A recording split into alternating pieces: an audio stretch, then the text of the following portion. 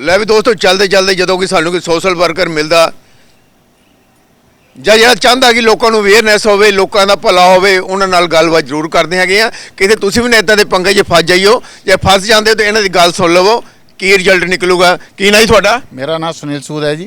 सूद ते मैं मोगे तो हैं। हाँ जी। मेरा एक बहुत छोटा जिहा मुकदमा सी दुकान दे किराए दा।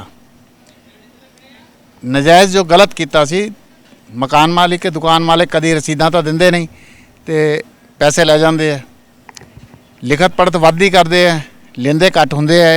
ये तो आम ही गल है। ਉਹਦੇ ਵਿੱਚ मैं मन रहा है कि मैं 2016 तक किराया दिता, अदालत च मन चुका है, मेरा दिता होया मनदे ही नहीं हो।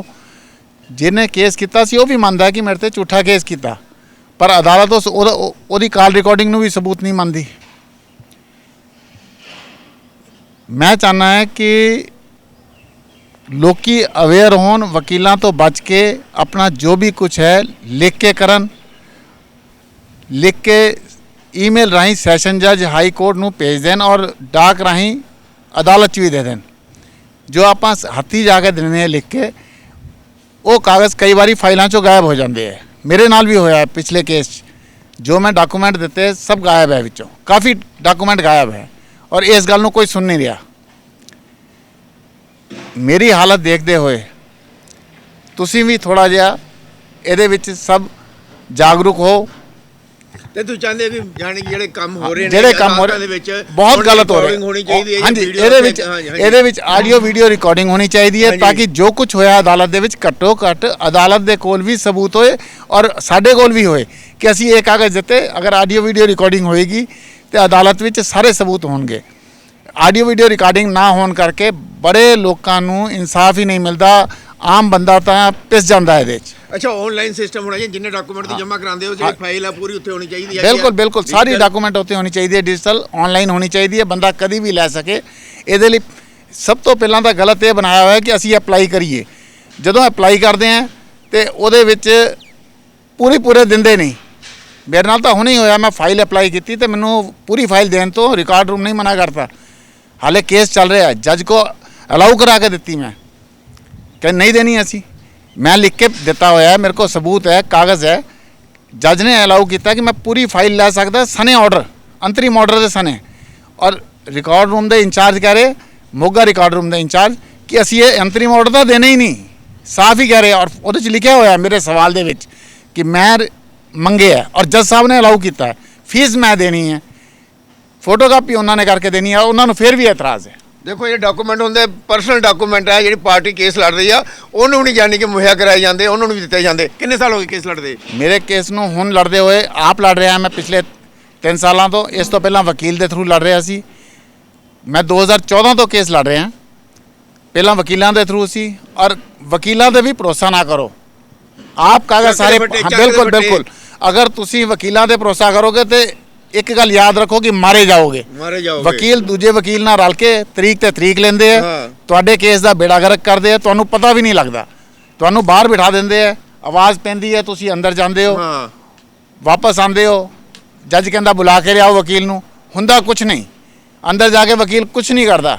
हुण मैं जाना, मैं नंबर देखना बाहर अपना, जाके जज साहब नू कहना मेरा इन्ने नंबर ते केस है, जो करना है करो। मैं 15-20 मिनट से जावां, मैं की करना बैठ के इत्थे। और जज साहब सुनते हैं, जो हूँ मैं आप कर रहा था, हूँ मैनू सारा दिन बैठने की लोड़ नहीं कोर्ट च। हाँ अगर मैं ही दोपहरों बाद जाना तो मैं जज साहब सवेरे कह देना दोपहरों बाद करूँगा कार्रवाई। मैं कोई सवाल पूछना कुछ करना एप्लीकेशन लिख के दी, मैं अपना केस आप लड़ांगा नहीं, मैं कोई एप्लीकेशन नहीं दी, मैं सिर्फ जज साहब वर्बली किया सीगा। वो कहते कि जो वकील सीगा तुहाडा ਉਹੀ लड़ सकता। मैं कहा जी वकील को मैं वकालतनामा विड्रा करा देना है, वकील नूं बुला के बयान दवाते, उस तो बाद मैं अपना केस आप लड़ रहे हैं। मेरा मनोबल गिराने की बड़ी कोशिश की गई, मैनू इंग्लिश नहीं आती, इंग्लिश के सारा कुछ होंदा है और वो जिहड़ा है साडे खिलाफ ही जाता है। इस गल के उत्ते मैं कई बार जज साहब के सामने लड़िया भी है दूजे वकील नाल। इंग्लिश जो तुसी करोगे, मेरी नहीं समझ आ रहा तो मेरा फायदा ही कोई नहीं, तुसी जो गलत करना मेरे नाल कर दो, जदों मेरी समझ ही कुछ नहीं आएगा मेरे खिलाफ करना करी जाओ। मेरी भाषा च गल करो, मैं हिंदी चंगी तरह जानता है, पंजाबी मैं बोल लेना, पंजाबी पढ़ नहीं सकता चंगी तरह लिखी हुई भी। दूजा वकील जान के हाथ ना लिख के दिंदा है मैनू, मैं चाहना कि टाइप करके दे, घट्टो घट्ट टाइप किया थोड़ा साफ हो मैं पढ़ सका। ਹੱਥ ਦੀ ਰਾਈਟਿੰਗ ਹਰ ਬੰਦਾ ਦੂਸਰੇ ਦੀ ਨਹੀਂ ਪੜ੍ਹ ਸਕਦਾ। ਇੱਕ ਇਹੋ ਜਿਹੇ ਬੜੇ ਸਾਰੀਆਂ ਗੱਲਾਂ ਹੈ ਅਦਾਲਤਾਂ ਦੇ ਵਿੱਚ ਜੇ ਅਸੀਂ ਕੁਝ ਕਰਾਂਗੇ। ਤੁਹਾਡਾ ਤੁਸੀਂ ਮਕਾਨ ਮਾਲਕ ਬਾਕੀ- ਹੋ ਜਾਂ ਤੁਸੀਂ ਕਿਰਾਏਦਾਰ ਹੋ? ਮੈਂ ਕਿਰਾਏਦਾਰ ਸੀਗਾ ਜੀ, ਕਿਰਾਏਦਾਰ ਹੋ। ਦੁਕਾਨ ਸੀ ਮੇਰੇ ਕੋਲ। ਹਾਂ ਹਾਂ ਮੇਰੇ ਉੱਤੇ ਤਾਂ ਜੀ 2 ਕੇਸ ਕੀਤੇ ਗਏ 2 ਦੁਕਾਨਾਂ ਦੇ। ਅੱਛਾ ਔਰ ਸਭ ਤੋਂ ਮਜ਼ੇ ਵਾਲੀ ਗੱਲ ਤੁਹਾਨੂੰ ਇੱਕ ਦੱਸਦਾ ਅੱਜ। ਇੱਕ ਦੁਕਾਨ ਦਾ ਕੇਸ ਕੀਤਾ ਗਿਆ ਮੇਰੇ ਤੇ ਕਿ ਮੈਂ 2009 ਤੋਂ ਕਿਰਾਇਆ ਨਹੀਂ ਦੇ ਰਿਹਾ। ਹਾਂਜੀ ਦੂਸਰਾ ਉਸੇ ਨੇ ਹੀ ਮੇਰੇ ਤੇ ਦੂਸਰਾ ਕੇਸ ਕਰਤਾ ਕਿ ਉਹਨਾਂ ਦੀ ਨੂੰਹ ਨੇ ਮੈਨੂੰ 1 ਲੱਖ ਰੁਪਏ ਦਸਤੀ ਦਿੱਤਾ 2013 ਚ ਹਾਂ ਔਰ ਮੇਰੇ ਖਿਲਾਫ ਹੋਏ ਕੇਸ ਜਿਹਦਾ ਕੋਈ ਸਬੂਤ ਨਹੀਂ ਠੀਕ ਹੈ, ਹੈ, ਸਬੂਤ ਬਿਨਾਂ ਕੋਈ- ਕਿਸੇ ਸਬੂਤ ਤੋਂ। ਯਾਨੀ ਕਿ ਕਾਲਾ ਮਾਲ ਹਾਂ ਔਰ ਦੂਜਾ ਕੇਸ ਮੇਰੇ ਤੇ ਦੂਜੀ ਦੁਕਾਨ ਦਾ। ਹਾਂ। ਉਹਨਾਂ ਨੇ ਪਹਿਲਾ ਕੇਸ ਕੀਤਾ 2004 ਚ, ਉਦੋਂ ਵੀ ਕਿਰਾਇਆ ਮੰਗਿਆ ਕਿ ਮੈਂ 2001 ਤੋਂ ਕਿਰਾਇਆ ਨਹੀਂ ਦੇ ਰਿਹਾ। 1999 ਚ ਦੁਕਾਨ ਕਿਰਾਏ ਤੇ ਲਈ ਸੀ।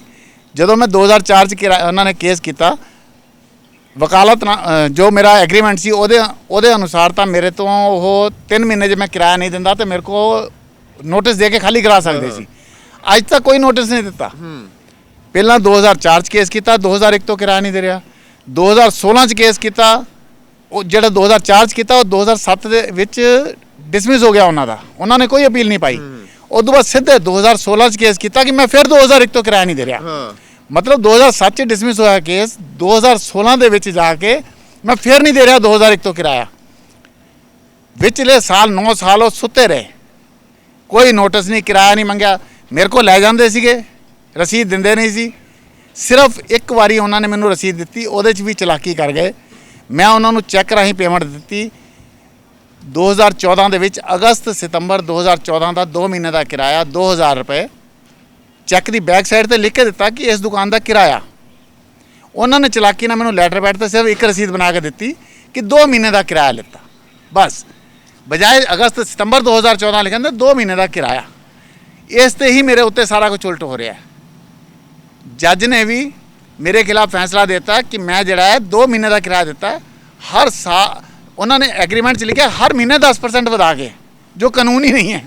ਹਰ ਸਾਲ ਦਾ ਜੱਜ ਨੇ ਮੰਨਿਆ ਕਿ ਹਰ ਸਾਲ 10% ਵਧਾ ਕੇ, ਔਰ ਉਹਨਾਂ ਨੇ 10% ਵਧਾ ਕੇ ਮੇਰੇ ਤੇ ਕੱਢਤਾ 5 ਲੱਖ। ਯਾਨੀ ਕਿ ਕਹਿਣ ਦਾ ਮਤਲਬ ਇਹ ਉਮੀਦ ਕੋਈ ਨਹੀਂ, ਉਮੀਦ ਕੋਈ ਨਹੀਂ ਜੀ ਇਸ ਤਰ੍ਹਾਂ। ਕੋਈ ਉਮੀਦ ਨਹੀਂ ਹੈਗੀ।